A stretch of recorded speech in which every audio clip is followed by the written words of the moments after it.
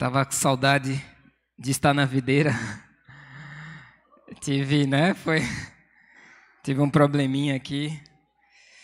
Acabei machucando a costela e me impossibilitou de estar me locomovendo sem muita dor, né? Foram uns dias aí de lutas, porque é bem desconfortáveis. Mas graças a Deus hoje já estou bem melhor, né? Passado aí, eu acho que são 9 dias. E foi me dado assim, né, como missão, falar com vocês essas 3 próximas macros, se assim Deus conceder, com um tema que talvez seja um dos que eu mais gosto de falar, porque sem ele, ou começando errado nele, todas as outras coisas que a gente possa aprender na vida cristã, ela não tem tanto valor. E o tema que a gente vai estar meditando nessas 3 próximas macros é sobre o nosso coração. E eu queria começar abrindo a nossa Bíblia em Provérbios capítulo 4, versículo 23.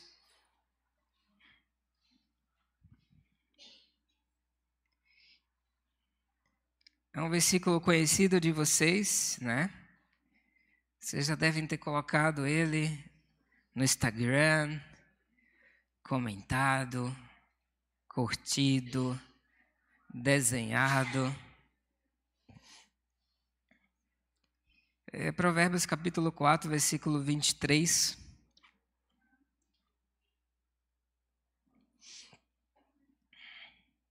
E diz assim as Sagradas Escrituras: acima de tudo, guarde o seu coração, pois dele depende toda a sua vida.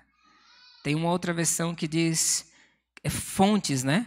Porque dele procedem as fontes, que está ali, Almeida, né? As fontes da vida. E na NVI ele traz assim: acima de tudo, guarde o seu coração, pois dele depende a sua vida.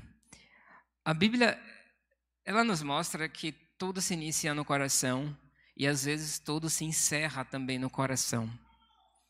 Eu vou começar, por exemplo, falando de Salomão, um cara fantástico, né?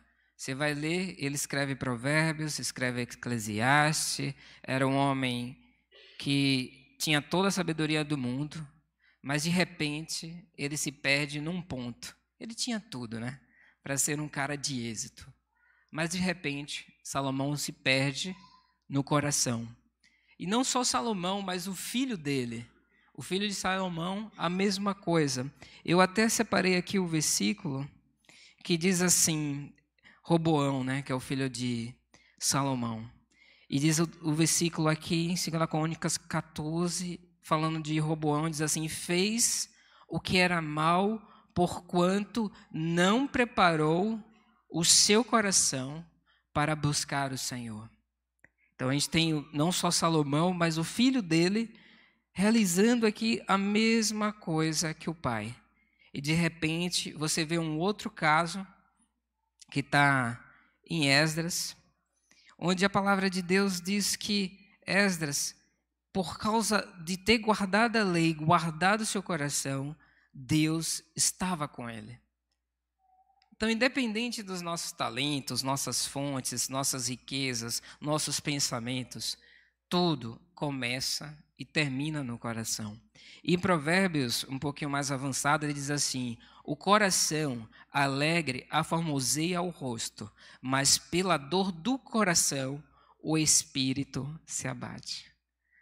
Que o coração, mesmo sendo um elemento interno, de emoções, sentimento, vontade, ela também afeta toda a nossa alma.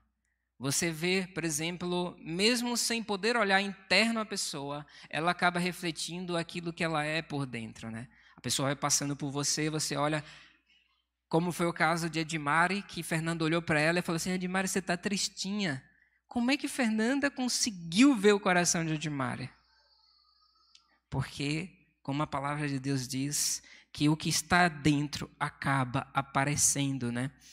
E às vezes, gente, o nosso coração, ele adoece, né? E quando o nosso coração adoece, não só adoece ele, mas adoece toda a nossa vida. Começamos a pensar pensamentos que não são pensamentos de Deus, a sentir sentimentos que não são sentimentos de Deus, a planejar coisas que não são projetos de Deus. E com toda certeza, tem situações externas a gente, por exemplo, no meu caso, né, eu fui afetado, foi tão ridículo o que aconteceu comigo, que é até engraçado falar. No domingo de tarde, estava almoçando na casa de Niles, aí Niles falou, vamos lá para o kart. Eu falei, poxa, domingo de tarde, eu queria tirar um cochilinho, né? Pelo menos no domingo, né? E quase cantei alguma música que não gospel para ele. Mas naquele momento eu me recompus, eu falei, de que? Sabe quando você tenta enrolar para não ir, né? Que a força da preguiça está atuando, né? E aí, de repente, a Niles Alexandre, né, liga para o kart e falou, não, tem 3 vagas aqui. Eu falei, vixe, vou ter que ir. E aí, de repente, aí ele falou, não, eu vou no seu lugar, você fica com Dan. Aí subiu o instinto, sei lá, marido, né? Tem um instinto marido, né? Eu falei, não, vou deixar minha esposa, só ela de mulher, no kart. Aí vai que tem pessoas mal intencionadas e batem, né? Eu falei, não, tu vai para casa que eu vou lá para o kart. Eu não queria ir, eu só fui porque para ela não ir, né? Não porque eu não quero que ela não vá, irmãos, é um parêntese. Eu só queria que ela fosse com pessoas conhecidas, né? E a explicação está aqui, óbvio. E aí a gente foi, chegamos no kart, tranquilo, né? Me arrumei, preparei. Aí no kart, que acontece ali no Céu dos Passos, eles têm uma famosa volta de apresentação, né? Que você dá 5 voltas para marcar o seu melhor tempo. Ninguém está competindo, tipo, carro a carro com ninguém. É só você fazer o seu melhor. Aí pronto, né? Tranquilo, vamos lá. Primeira volta, eu falei, oxe, essa corrida é minha. Já vinha de 4 vitórias, né? 3 vitórias consecutivas no kart. Eu estava falando, é essa vez que eu vou detonar em cima do pastor aqui, né? Do meu sogro, eu vou me vingar aqui, vou ultrapassar ele. Aí pronto, né? Foi beleza. Rodei a primeira vez, na segunda tinha um jovem, acho que 19 anos, que na curva, ele não sei como, mas ele conseguiu rodar. E aí, na hora que eu passei, eu não sei se ele pensava que era bate-bate e não kart, mas o bichinho olhou para mim e acelerou. E quando ele acelerou, estava bem assim na curva, só deu para olhar, só que quando ele bateu, e quem já foi no kart sabe que a proteção para as costas é dura, né? Eu já estava com as costas afastadas, entendeu? Tipo, fazendo a posição da curva. Na hora que ele bateu, meu irmão, eu fui e voltei, né? Meu Deus, bateu aqui, sabe? Veio aquela falta de ar, aquele desespero, o capacete, só para vocês verem, a ideia do impacto do capacete estava afivelado, ele soltou. Ou seja, se fosse de cabeça, né? Você vê que não adianta muito. Soltou, meu óculos voou, fiquei um momento desnorteado, aí o cara parou todo mundo, deu bandeira vermelha, o cara levanta o braço, não sei o quê, tá tudo bem? Eu falei, cara, estou só com falta de ar. Aí eu levantei, claro, sou homem, né? Homem não chora, né? Eu levantei com meu ímpeto, e Niles, você quer que a gente interrompa? Eu falei, não, sai, tá chorando. Até agora citador aqui. Aí, não, bora. Aí o menino, me desculpa. Ele, não. Aí eu falando com ele, né, o maior cristão do mundo. Isso acontece. Eu falei, maldito. Aí, isso acontece. Não, tudo bem. Aí eu entrei no kart, dei mais uma volta, cara. E aí pronto, ainda consegui largar em terceiro, né? Ainda não era a corrida. Aí ele diz, Rafael, você quer não sair do kart e tal, descansar? A gente para aqui. Eu falei, não vou atrapalhar a diversão de vocês. Mas também eu queria ganhar, né? E a dor comendo aqui, né? Aí pronto, deu a largada, pronto, beleza. Larguei em terceiro, fiquei um tempinho em terceiro. Eu falei, eu vou ganhar essa corrida com dor e nada. Passado, acho que 3 voltas para apagar os meus pecados, Niles roda, aí eu ainda consigo bater bem no mesmo lugar, velho. Ali eu chamei os meus antepassados de dor, assim. E doeu muito, doeu de verdade, doeu muito. Mas eu não fiz nada, né? Porque ele não sabia que estava doendo, né? Continuei correndo. Consegui chegar em segundo lugar e descobri que eu tomei uma péssima decisão. Isso acontece quando seu coração não está certo, né? Você toma decisões que não são coerentes. Porque passada a adrenalina vem o quê, irmãos? A dor. Aí eu lembrei, eu vou sozinho de carro para casa. Aí foram, tipo assim, eu fui para casa chorando de dor. Porque ninguém estava lá, eu levar o carro, né? Deixar o carro. Eu falei, não, eu vou, não vou falar para ninguém me ajudar aqui, não, eu vou. Eu cheguei em casa, cara, Cheguei em casa, fui para a cama. Aí de noite, que era a celebração domingo passado, eu fui para a emergência lá do hospital ortopédico, aí fez o raio-x, aí passou os remédios para tomar, passou a faixa. Aí eu falei, cara, eu sou um homem não usa faixa. Aí só tomei os medicamentos. E não melhorou, cara. Passei 1, 2, 3, 4 dias, passou uma semana, 7 dias, e teve um dia que acabou os remédios, né? Ele deu uma posologia, acho para 5 dias, que estava horrível. E assim, não sei quem tem problema de dormir, né? Eu pelo menos entendi o caso de vocês, porque assim, quando você deitava doía, quando você sentava doía, quando você ficava em pé doía. Aí você tinha que tomar uma decisão, né? Aí a minha decisão era muito simples, eu vou ficar sentado, quando eu tiver tanto sono, que vale a pena dizer assim, eu vou apagar e durmo com a dor. Só que essa é uma solução que não durava muito tempo, porque 1 hora depois você acordava com dor. Aí passava mais 3 horas acordado, até vir de novo, né? E aí foi assim, tem sido assim meus dias, né? São 9 dias assim, sem dormir de verdade, acordando por causa da dor. Aí ontem, né, eu me rendi, né? Eu falei, foi ontem ou foi anteontem? Foi anteontem. Eu falei, vou comprar essa bendita faixa, né? Mas eu vou falar para ninguém, não. Aí eu comprei a faixa, só está gravando agora, né? Mas assim, eu comprei a faixa, pensa, irmãos, que alívio, meu Deus. Meu Deus, que delícia. É muito bom aquele negócio, né? Eu falei, tá vendo que tem vantagem em fazer cesárea? Aqui, ó, tá vendo? Você ficar com a faixa. Eu estava com a faixa, estava tão bom, tão bom. Ela ficou minha amiga, eu faço até carinho nela. Né? Eu passo a mão assim, ó, tá tudo bem com você? E, cara, aí consegui, graças a Deus. E assim, aí teve aqui a última macro e a reunião de líderes. A Niles falou, e aí, como é que você tá, varão? Eu falei, cara, tá doendo muito. Aí eu não vou para a reunião hoje, não dá. Aí ele falou, cara, você tá pagando um preço muito alto. Aí eu falei assim, sabe que eu não vejo dessa forma? E aí que entra o coração. Eu falei assim, para mim está sendo tão bom, sabe? Porque todas as coisas cooperam para o bem de quem ama a Deus. Essas madrugadas me permitiram ler mais a palavra, orar mais. Não podia nem dormir, né? Tava dor, né? Até o clamor sai mais forte, o gemido, né? Falei, Senhor, até quando, Senhor? Mas tirando o draminha de lado, né? O que eu aprendi com isso? Que, de fato, tem coisas que você não controla. Ainda tomo piadinha, né? Eu cheguei aqui, aí eu não sei quem foi contar, aí para uma pessoa aqui, um discípulo, aí o discípulo já interpretou que, tipo, eu era barbeiro no kart, né? Que a culpa foi minha.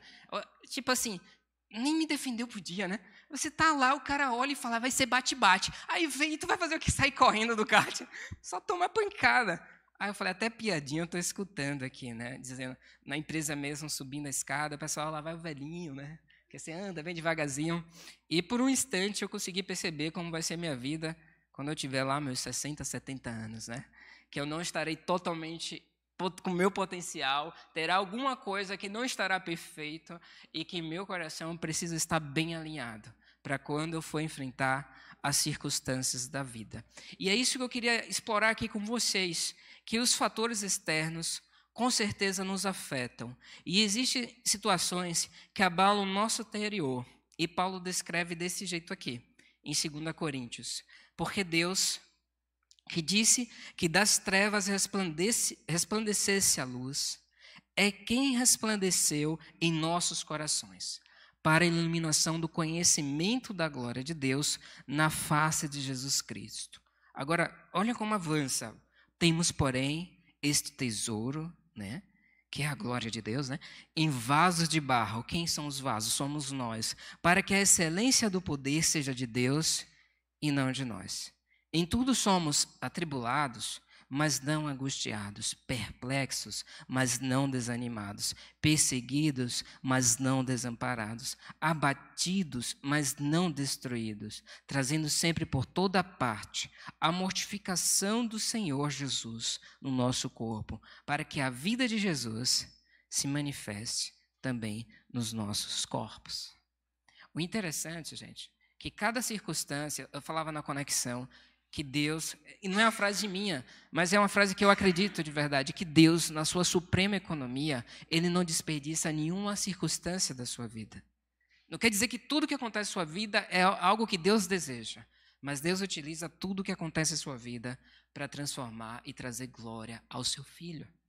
Seja uma enfermidade, seja uma tribulação, seja um evento que não foi programado, seja uma disputa, seja ela financeira ou o que for, seja um momento de muito trabalho e tensão, todas as coisas cooperam para o bem daqueles que amam a Deus. E aqui eu quero trazer um seguinte elemento para você, e talvez você se identifique como eu, que muitas vezes eu poderia falar assim, as piores decisões das nossas vidas que tomamos, normalmente o nosso coração não estava bem. Se você começar a olhar para o seu passado, decisões que você talvez se arrependa hoje, né? Você pode perceber que naquele momento que você tomou aquela decisão, o teu coração não estava alinhado, né? E muitas das nossas decisões são tomadas quando os nossos corações, inclusive, estão doentes, ou enfermos, ou feridos, né? E eu escrevi aqui, na verdade, a vida se perde e se esvazia quando de Deus ela não é preenchida. Então é isso que acontece com o coração doente. Você começa a encher de esperança mundana ou talvez de conquistas materiais, e aí de repente você percebe que o seu coração está tão adoecido, tão fragilizado, que até as pequenas circunstâncias da vida é capaz de tirar você do centro ou do seu norte. E eu gostaria de dizer que isso não é verdade comigo, mas nem sempre acontece que passando por adversidade, a gente reflete o caráter de Cristo.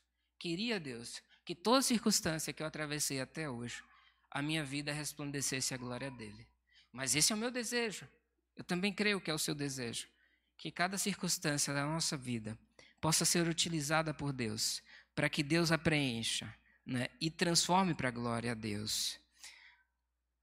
Se de um lado, e eu gostaria de colocar desta forma, se de um lado você tem a pressão do mundo sobre o seu coração, do outro lado, você tem Deus lutando ao seu favor, trabalhando ao seu favor, buscando colocar você debaixo das asas dele. Eu confesso que foi decepcionante quando eu percebi que na Bíblia, diferente das revistas em quadrinhos, você não encontra muitos heróis, ou na verdade, todos os nossos heróis têm pés de barros. Por exemplo, você vai olhar para Davi, Davi adulterou. Vai olhar para qualquer um dos personagens, Moisés, nem sequer entrou na terra prometida. E de repente você tem alguns óbvios, homens de Deus que traz luz, mas assim, e principalmente Jesus. Mas a realidade que esse mundo e nós somos feitos de pessoas, como diz o texto, somos vasos de barro, que de fato somos abalados pelas coisas que nos acontecem ao redor. E a Bíblia, e Jesus fala isso numa parábola, falando de uma terra, né, que o semeador saiu a semear. E tem um tipo de terra que ele diz, que eu acredito que é muito relevante, tanto quanto as outras. Ele diz que tem uma terra que, ao receber a semente, ela é sufocada, porque ela cai entre espinhos. E os espinhos crescem e a sufocam. Quer ver isso no dia a dia, na prática, o que Jesus está falando? Você vem aqui para a macrocélula, né? Tem desde o momento da abertura que o Wellington conduziu, desde o testemunho de Dimari, desde a música do louvor, Deus está querendo te chamar a atenção para alguma coisa. Alguma coisa Deus veio para falar contigo essa noite. E eu digo, sabe o que é isso? Essa semente? É você chegar aqui e tanta semente sendo semeada no seu coração, e esses espinhos que pode ser o que você tem que fazer amanhã, as decisões que você precisa tomar, a sua identidade que você precisa defender, ou talvez, quem sabe, até sua postura dentro da igreja. Às vezes a pessoa não está bem, aí chega na videira, e aí ela busca, né, mostrar que ela está bem, né? E até isso, aí as preocupações de tudo que vai acontecer conosco, aí Jesus diz que isso é semelhante aos espinhos. Ou seja, Deus vem semear, vem trazer sementes de esperança, de amor, de paz, ensinar a gente um caminho maior que o caminho do mundo, e ele começa a semear sobre nossas vidas, e de repente, quando saímos daqui, fora as sementes que caem à beira do caminho, elas sequer frutificam, Às vezes você está aqui, e eu falava na conexão, e Deus está já há alguns anos querendo te falar o mesmo assunto. E você não tem prestado atenção. Ou melhor, você não tem aprendido a lição. E eu compartilhava lá na conexão dizendo assim, que cada vez que você não aprende aquela lição, ela volta. E quando ela volta, ela se torna cada vez mais difícil, porque o seu coração vai ficando cada vez mais endurecido. Quer um exemplo? Passa uma mulher, agora é um caso do homem, né? Passa uma mulher andando. Aí a mulher, para ele, é atraente, ele começa a olhar com um olhar, né, de desejo sobre aquela mulher e diz assim, às vezes eu brinco, diz assim, não há problema nenhum, porque se Deus criou, tá, me perdoe, viu, irmãos? Essa obra-prima é para que seja admirada, né? Aí começa os argumentos. Aí depois disso, ele já vai perdendo a sensibilidade ao Espírito Santo, né? Aí já começa a pensar outras coisas. A falar, não tem problema nenhum acessar o meu Instagram, olhar algumas postagens que aparecem lá de mulheres, nesse caso que eu estou falando, e de repente aquilo começa a avançar, aí já não é o Instagram, aí já é alguma ferramenta de comunicação com esse propósito, aí depois já não é isso, é um site que acessa, e de repente você não percebe o quanto você está longe de Deus. Eu gostaria muito que o meu coração, e assim também para vocês, ele fosse tão sensível ao Senhor, que até o passar de uma brisa, ele se quebrantasse. Porque ele sabia, Deus está aqui, Ele está comigo, Ele está falando comigo. Fala, Senhor, comigo. Isso é tão lindo. Mas quando você vai andando nessa vida e os espinhos vão sufocando você, e as coisas que vão acontecendo, os seus sentimentos vão destruindo as sementes de Deus, você cada vez mais vai adoecendo por dentro. E, assim, e às vezes não é um processo do dia para a noite. Às vezes é um processo longo, demorado, que leva anos. E cada dia você perde um pouquinho daquilo que você sempre teve, que era intimidade com Deus. Por exemplo, se você fazia o seu devocional, você diz assim, já não tem problema. Ou se você lutava com o pecado, você já diz assim, não vou conseguir vencer. Ou se você antigamente falava assim, eu vou viver para Deus, você fala assim, já não vale tanto a pena. E aí você começa a encher a sua vida de decisões, que são decisões que vão afetar, às vezes, você para o resto da sua vida. Que, por exemplo, não tem como voltar atrás. Um exemplo bíblico foi Davi com Batseba. Davi se arrependeu, mas ele já tinha matado o seu general, que era esposo de Batseba. Ela já tinha engravidado. Uma criança teve sua vida ceifada. Ou seja, as consequências às vezes perduram depois do arrependimento. Mas o coração, ele precisa ser remediado imediatamente. Eu queria falar com vocês aqui também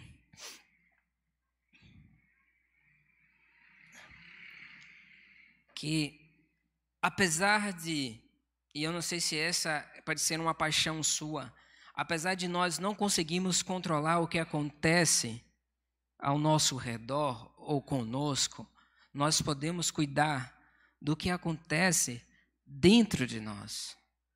Esse mundo é o mundo que Deus fala que de lá procede a saída da vida. Eu vou ser sincero para vocês, depois, eu não tenho muito tempo de fé, eu acho que eu me converti em 2006, então são 13 anos. Aqui tem gente com mais tempo, mas eu já tive a infelicidade de ver pessoas que eu admirava, que eu respeitava, que eu desejava o bem, ainda desejo o bem, e que acreditava que daria muitos frutos ao Senhor, no meio do caminho se perder. E tudo começa aonde? No coração. É lá que começa a ser semeado as coisas que não são de Deus também. E eu falaria assim para vocês, e por que é tão difícil guardar o nosso coração? Por causa de um elemento que também é externo a gente, chamado pecado. Por um homem entrou o pecado no mundo. O pecado está aí, ao nosso derredor, assim, ou melhor, na nossa própria natureza, né, sufocando o nosso coração. E dentro disso, é mais do que como a gente lida com com o que acontece conosco, do que, na verdade, o que acontece. Ou seja, não é tanto as circunstâncias, mas sim como você lida com ela.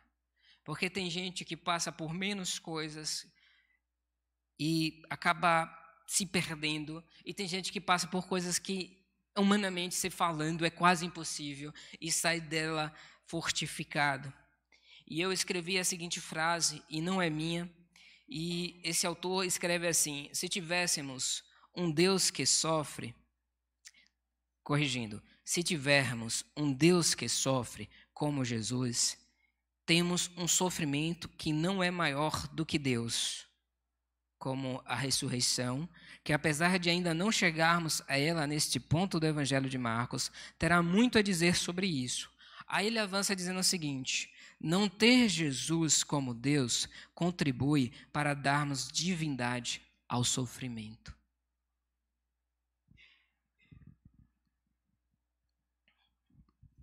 É uma frase que me impactou muito. Porque se Jesus não é o seu Deus, as coisas que acontecem na sua vida vão ser o seu Deus.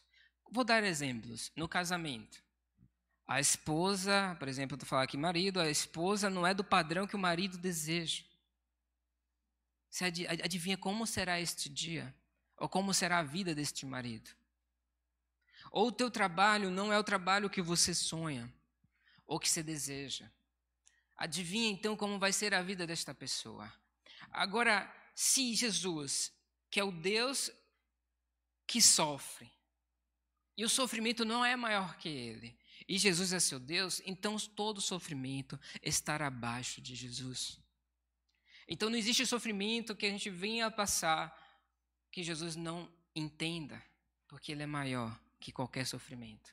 Mas no momento que a sua vida perde Jesus como referência, as circunstâncias começam a controlar você, porque eles têm um grande poder e uma grande ajuda do seu pecado, da sua própria vida, das suas más decisões, da sua concupiscência, das suas fraquezas. Então vocês conseguem com isso fazer um mapa, entendeu? Do que significa a vida cristã. Tudo começa no coração. E tudo também desencaminha lá. Mas também, irmãos, a melhor vida está lá também. A vida daquela esposa que tem orado pelo seu marido não está só na conversão do seu marido ou, quem sabe, na libertação, mas também está, e assim eu posso dizer, na alegria de sofrer ao lado de Jesus. Olha, isso parece uma blasfêmia, porque para o mundo afora não pode juntar essas duas palavras, alegria e sofrimento. Não pode se juntar essas duas palavras, fraqueza e poder. Mas no Evangelho diz que quanto nós somos fracos, é que o poder de Deus se afeiçoa em nós. E assim eu peço e convido você, olhe em qualquer circunstância da sua vida, onde você foi dominado por isso.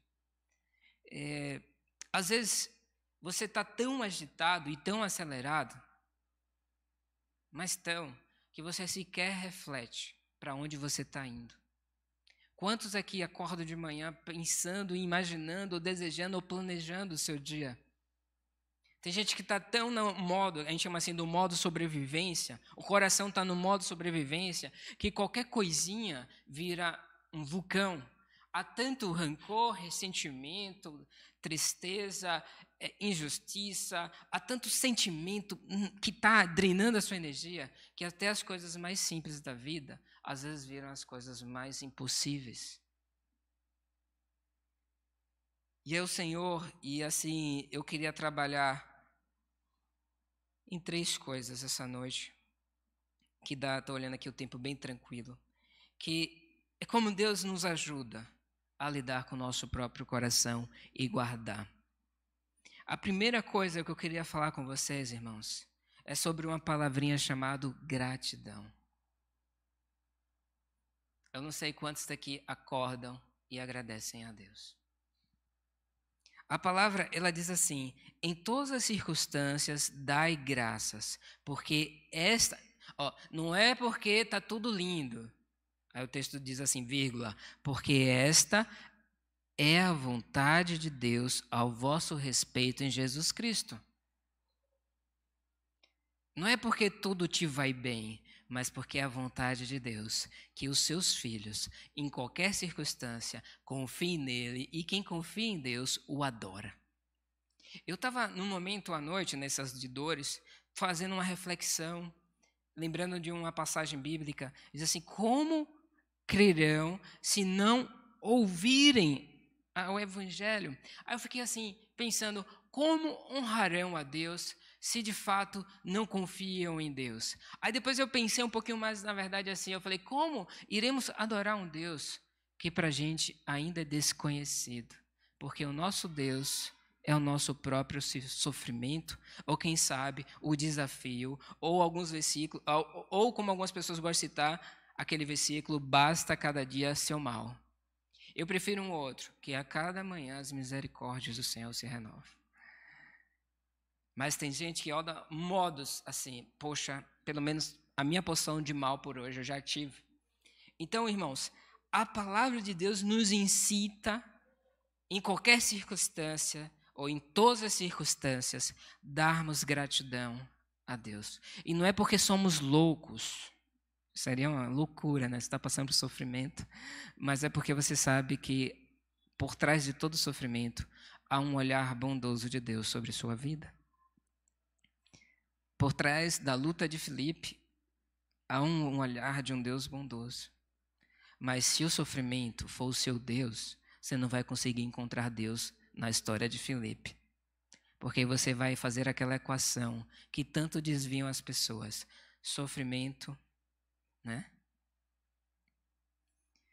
É diferente, vamos pensar assim, de amor de Deus. Ou melhor, falar sofrimento e amor nunca estão juntos na mesma equação. Aí você olha para Jesus e vê que o amor dele é expresso, ele suportando o nosso sofrimento. E se tem um trono no universo, o trono deste é uma cruz. Por isso que quando Deus nos chama a agirmos em gratidão, ele tem um objetivo muito claro. E diz assim a palavra de Deus: um coração grato é um coração de terra arada. Como é bom chegar ao final do dia e você descobrir que você, na verdade, não tem nada. Então, um coração grato a Deus é um coração que tem a sua terra arada para receber a semente. Aí vem uma pergunta que eu gostaria de fazer a você. Hoje mesmo, você teve algum momento de gratidão? Você fala, minha vida não tem nada para agradecer. A sua própria vida deveria ser motivo de gratidão. Ele estava me contando de um caso, não sei quantos viram, de uma família, eu acho que em São Paulo, que por causa do frio, era um pai, uma mãe e 2 crianças, e eles ligaram a churrasqueira e aí morreram, não foi isso, gente? Por causa do gás carbônico, morreram os 4 juntinhos, abraçados, sufocados. É uma tragédia. Eu falei para ele, de que fatalidade.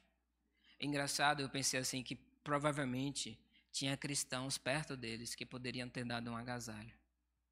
Mas quando a gente não tem um coração grato, o nosso sofrimento é o nosso Deus. E a gente passa a ser menos instrumento de Deus. E eu falava ao Senhor, Pai, quantas coisas eu tenho. E essa família é uma das cenas mais trágicas para mim. Porque não tinha como se agasalhar e por não ter conhecimento, acaba tomando essa decisão, né? E eu fiquei muito chocado com isso e me deu um choque de realidade para falar assim, cara, quando nós estamos vivendo no modo gratidão, a gente abre os nossos olhos e os nossos ouvidos a dores que não são as nossas, mas são dos outros. Porque o sofrimento já não comanda a sua vida. Ela é instrumento de Deus para te transformar e revelar Jesus ao outro. E eu poderia dizer assim, se tudo na nossa vida fosse bem, as pessoas iriam seguir a Deus, não por quem Deus é, mas simplesmente porque o que Deus daria. Então, quando o cristão passa por algum sofrimento, por exemplo, como aconteceu no início da igreja, que tiveram vários mártires, os romanos não entendiam, que povo estranho, a gente mata e quanto mais mata, mais tem.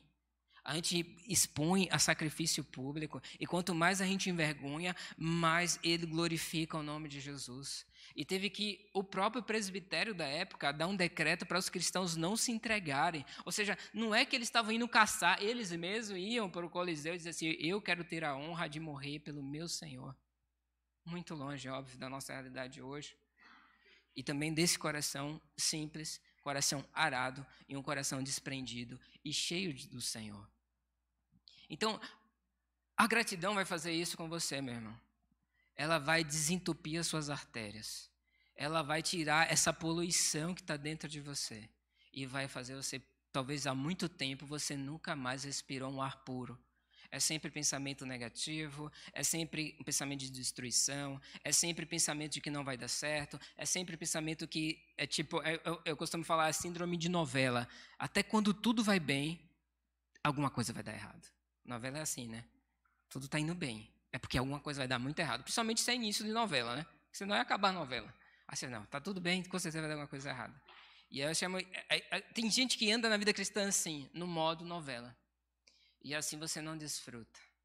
Não é dos bens materiais. Você acaba não desfrutando da presença de Deus. Porque quando Deus está, até a tristeza, ela salta de alegria. Até um momento de dor, vira um momento de louvor. Até um momento de prisão, vira um momento de novos cânticos ao Senhor.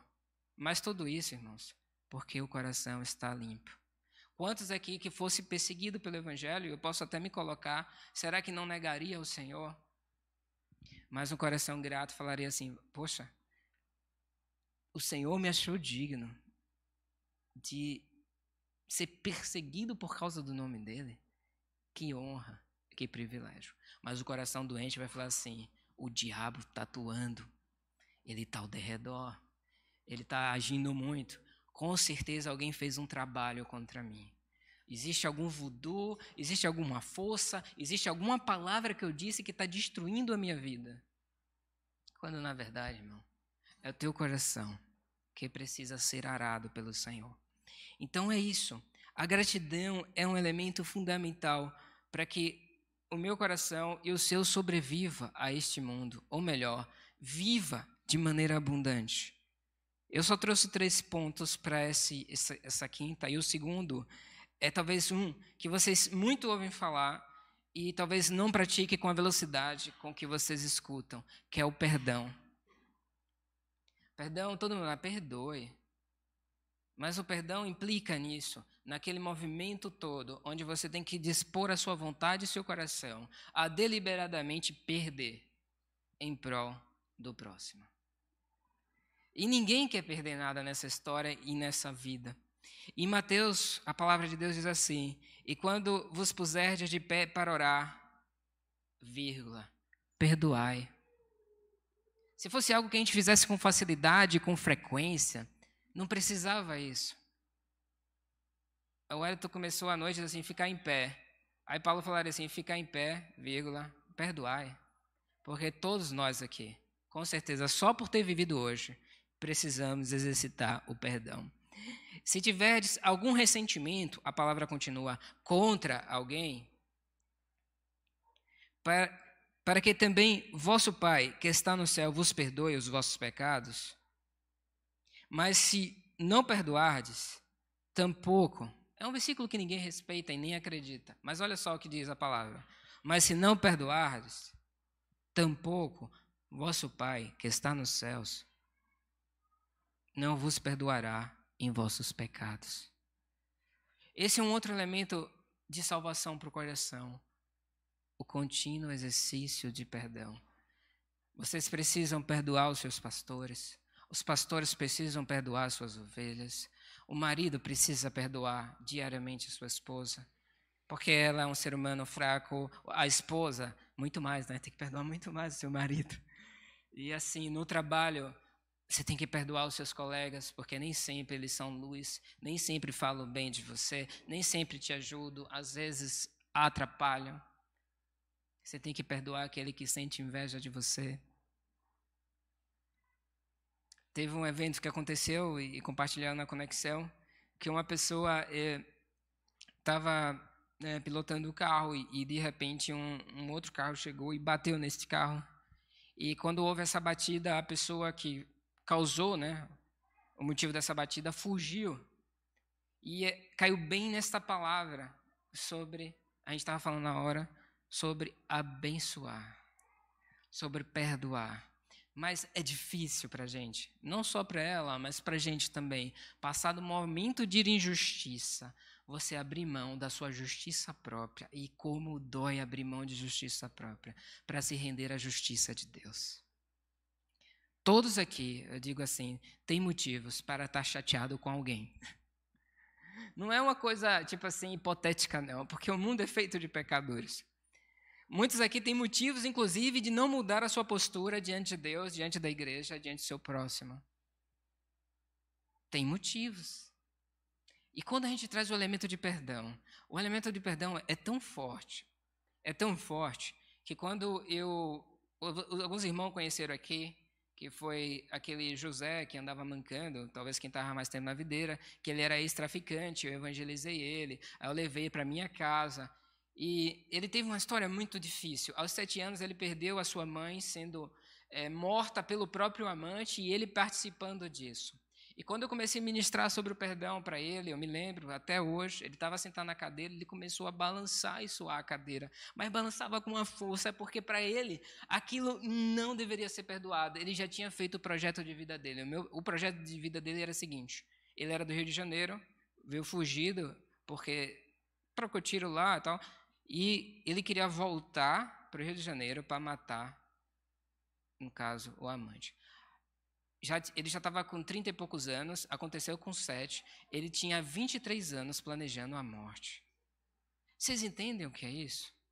E eu queria que não fosse verdade para também conosco, que nós não passamos muito tempo desperdiçando a nossa vida, a nossa história, e tudo que Deus quer e o nosso potencial com coisas que só precisam do nosso perdão. Às vezes você ficou chateado com alguma coisa no ministério, aí só não. E porque ficou chateado, você abre mão do seu ministério. Às vezes você, por exemplo, era um líder, sei lá, ou exercia algum tipo de atividade, mas por algum motivo aconteceu e acabou seu coração ferido, e você não parou. E eu te digo assim, perdão não acontece naturalmente. Não é.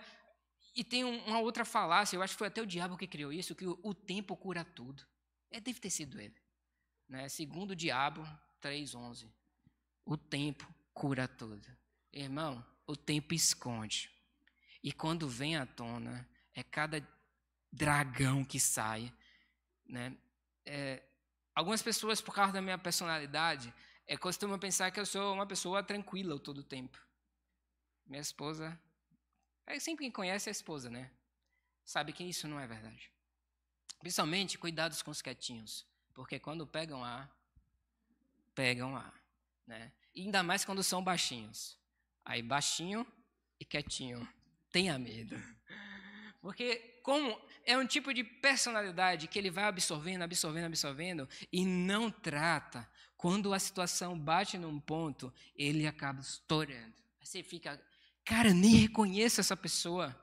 Ela sempre foi assim. Mas na verdade, irmãos, que uma hora o coração pede para sair. E tudo aquilo que está lá dentro pede espaço para ser vomitado e colocado para fora. Então, não acredite que o tempo vai te ajudar. Acredite sim que Jesus, hoje, nesse momento, é capaz de te fortalecer a perdoar qualquer coisa ou pessoa da sua história. E foi isso que eu falava para José, no momento que eu pregava para ele. Eu falei esse versículo. Olha, eu falava e eu tava, esse cara vai me matar. Porque ele tinha uns rompantes assim, né? E eu falei assim, se você não perdoar, olha o que eu disse para ele, Deus. Eu falava, eu também já estava tremendo, né? Deus, eu ficava assim, sabe, você tem que falar, mas está na Bíblia, é aquilo que está na Bíblia, você tem que falar, mas poxa Deus, por que tu escreveu? Tipo, se você não perdoar, você vai viver mal. Podia ser assim, mas não, disse, se você não perdoar, Deus não irá te perdoar. Meu irmão, quando eu falei isso, ele gritou, fez a maior zoada lá, começou a chorar, se jogou no chão. Eu falei, eita, a primeira possessão da minha história aqui, eu estou vendo o cara sendo possesso e tal. Mas não era nada disso, era a dor dele que precisava sair.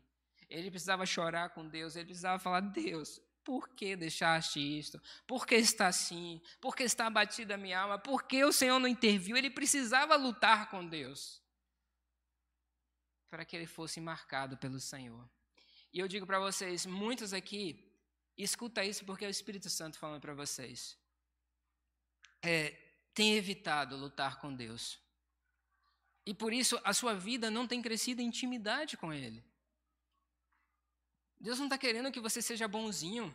Se fosse isso, nem Jesus precisava vir. Deus está querendo a verdade que está lá dentro de você. Seja ela boa ou ruim, mas é verdade para você. Deus está querendo você chegar com Ele e fazer que nem Jacó. Senhor, eu só saio daqui quando tu me abençoares. E às vezes, irmão, a bênção de Deus é a paz que sobrepassa todo entendimento. É aquele momento que você deixa aquelas coisas que estão lá há 10 anos, 20 anos, 30 anos, como o caso de José, há 27 anos, e você para aquele momento e diz assim, esse momento é meu. E assim, Deus, por que tu não estava lá? Porque ele começou a falar. Na hora que ele começou a falar, adivinha o que aconteceu com o coração dele? Começou a ser livre. Porque se tem alguém que entende o que é sofrer, é Jesus. Eu não entendo, mas Jesus entende. Eu não entendo talvez as dores de vocês, e nem vocês vão entender a minha. E às vezes a gente julga o sofrimento um do outro sem saber qual o tamanho do sofrimento real no coração daquela pessoa. Porque nós costumamos usar a régua do nosso sofrimento com o do próximo. Mas na verdade, quem dá intensidade de sofrimento sempre é o coração. E quando o coração está doente, todas as suas estruturas são abaladas. Entende? Então o perdão não vai acontecer naturalmente, não vai acontecer com o tempo, precisa de uma decisão voluntária de alguém que quer guardar o seu coração, porque dele procede todas as saídas da vida. Talvez alguns pensamentos novos surgiram na sua mente quando você não perdoou a quem você deveria perdoar. Talvez novas reflexões surgiram a partir de um coração ferido e você acha que o mundo funciona dessa forma, mas quando na verdade é o seu coração que ainda continua doente. Vocês entendem? E para finalizar hoje à noite, e eu acho que é um conjunto, esses três, eu queria falar por último, sobre uma palavrinha chamada humildade. Eu sou apaixonado pela palavra humildade por causa da origem dela, que significa humilhos, né? Que era uma das maneiras de se chamar a terra. Então, um homem humilde é um homem pó, um homem da terra, um homem da sua natureza, que sabe do que é feito. Humildade, então, é o quê? É alguém que fica falando mal de si? Não, é alguém que reconhece quem de fato ele é. E quem de fato nós somos? Somos seres caídos, pecadores, que dependemos da graça e misericórdia de Deus. Quando você percebe isso, aí você para de criticar e julgar o seu próximo, porque você sabe o que é ser uma pessoa fraca. Quem mais machucava? Ou quem mais machuca na igreja? Normalmente são as pessoas que se sentem fortes. As fracas não machucam normalmente, mas aqueles que são fortes acabam desacreditando ou passando por cima dos sentimentos e percepções e maneiras de ser daquela pessoa. Então a humildade, ela entra como um caráter fantástico para a transformação, porque a palavra diz que o temor do Senhor é a instrução da sabedoria e o que procede à honra vai à humildade. A humildade não é só uma atitude, mas também é um caminho diante de Deus. E as coisas que antes afetavam o nosso coração, pela humildade, já não nos preocupar mais. Como isso, Rafael? Por exemplo, talvez você seja orgulhoso a tal ponto de dizer que se você não atuar em todas as áreas de sua vida, ela não irá para frente. Eu queria falar uma coisa que veio me incomodando já há muitos dias. E eu quero dizer assim para vocês, já no finalzinho dessa ministração, finalzinho mesmo, dizer assim uma coisa para vocês de coração, para coração, é que as promessas de Deus, elas irão se cumprir.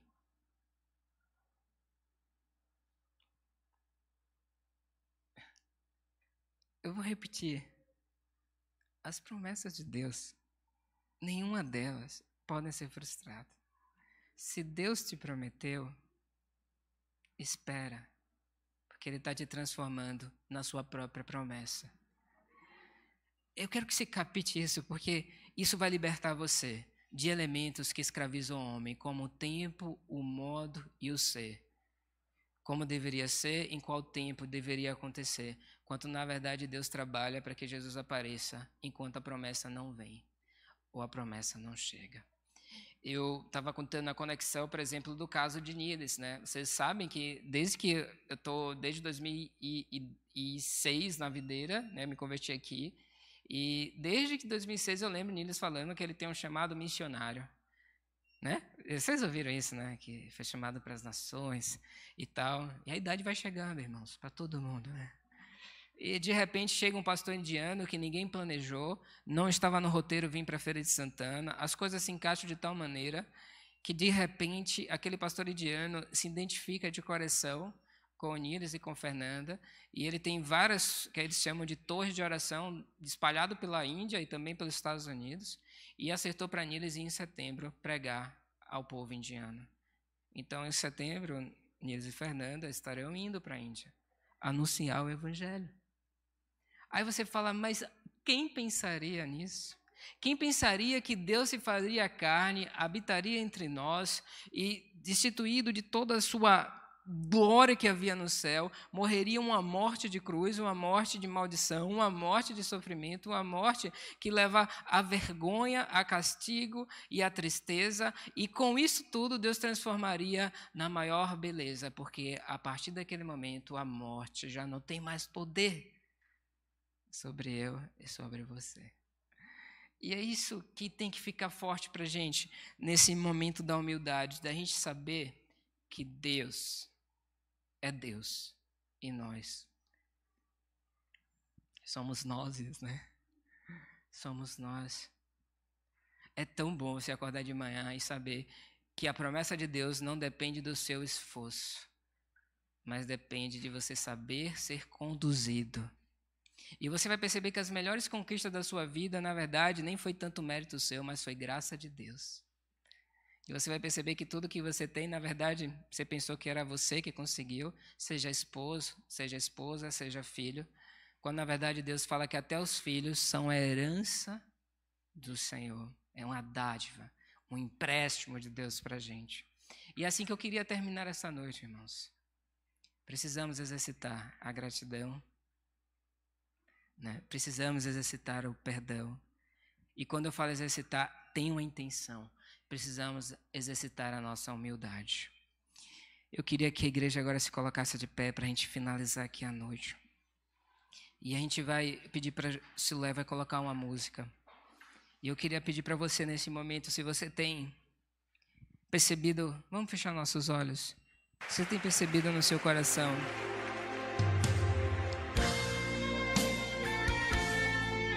que você tem enfraquecido, ou que seu coração ele está doente, que não há mais alegria. Se tu olhares, Senhor, pra dentro de mim, nada encontrarás de bom, mas um desejo eu tenho de ser transformado. Aleluia. Preciso tanto do teu perdão. Deixa o Espírito Santo falar com você. Um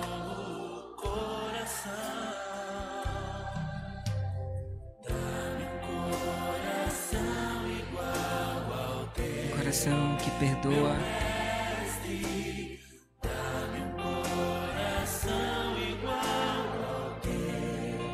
Coração disposto a obedecer, cumprir todo o teu querer. Dá-me um coração igual ao teu.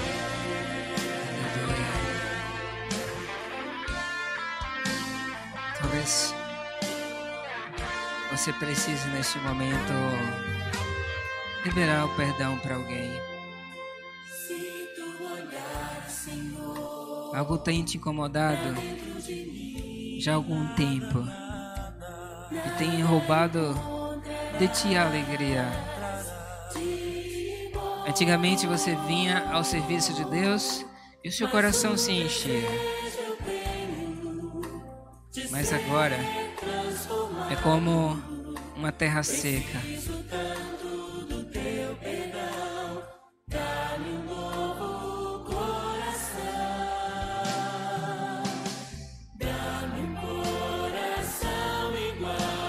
Se lembra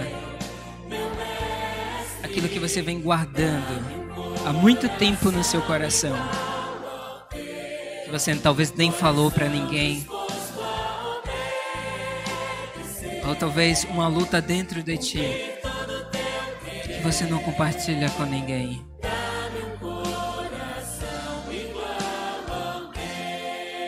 Eu queria que você agora desse a mão para a pessoa que está do seu lado. Se tiver alguém do seu lado,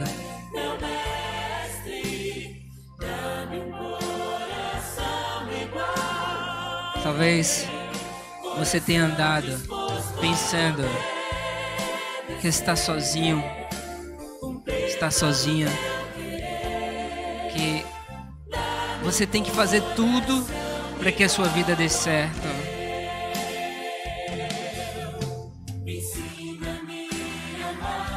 Essa pessoa neste momento, pegando em sua mão, é a prova de que Jesus sempre está ao seu lado. Sempre, sempre Jesus esteve ao seu lado, desde a tua casa, desde aqueles momentos mais tristes da sua história. Será que você pode também agradecer a Deus? Encher esse lugar de agradecimento, graças ao Senhor. Agradecer pela sua esposa, pelo seu marido. Obrigado, Jesus, pela minha família, pelo meu trabalho, pelas minhas dificuldades, pela minha saúde. Obrigado porque é um privilégio ser parte dessa igreja e estar ao lado deste irmão. Obrigado por cada irmão desta igreja, Senhor. Obrigado, Senhor, pelos meus pais. Obrigado, Deus, pelo meu filho. Obrigado pela minha célula, pela minha conexão. Obrigado, Senhor, pela vida de Nega, pela vida de Felipe, pela vida de Jonatas, de Jonas, Senhor. Obrigado, Senhor, por esta casa e este teto que nos acolhe, porque é como o Senhor nos acolhendo, Pai.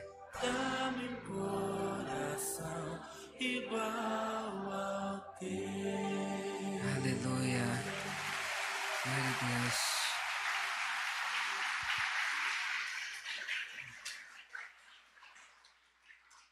Aleluia. Well, cadê você? Pode? Deus te abençoe, irmãos.